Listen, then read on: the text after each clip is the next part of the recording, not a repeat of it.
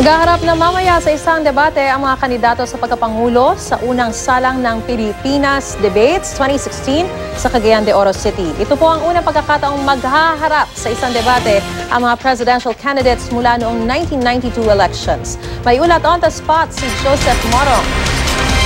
Joseph!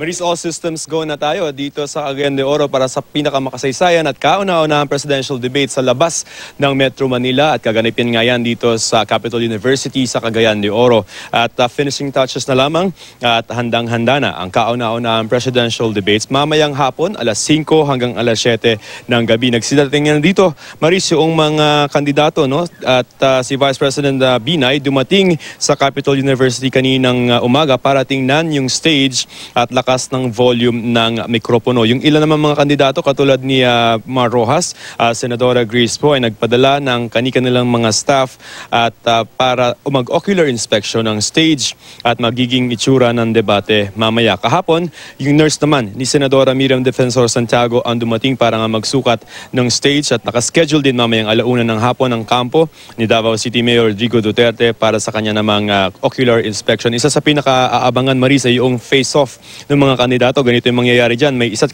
minuto yung isang kandidato para sagutin yung ibabato sa kanyang tanong. At may 60 seconds naman yung kapair niya, yung kaparehas niya na kandidato para magkomento doon sa kanyang sagot. Si Comelec Chairman Andres Bautista nasilip na yung stage sa kauna-unahang pagkakataon. Natutuwa raw siya dahil sa ito ang unang beses sa kasaysayan ng ating bansa na sa labas ng Metro Manila gaganapin ang debate. Narito ang pahayag ni Chairman Bautista.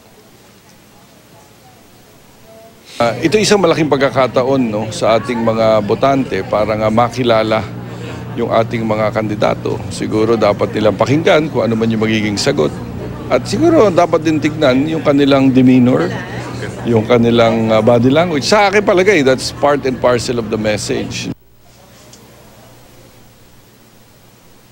Maris, para doon sa ating mga kababayan, no, alas 5 po ng hapon magsisimula ang debate. Live po yan na mapapanood ninyo sa GMA7.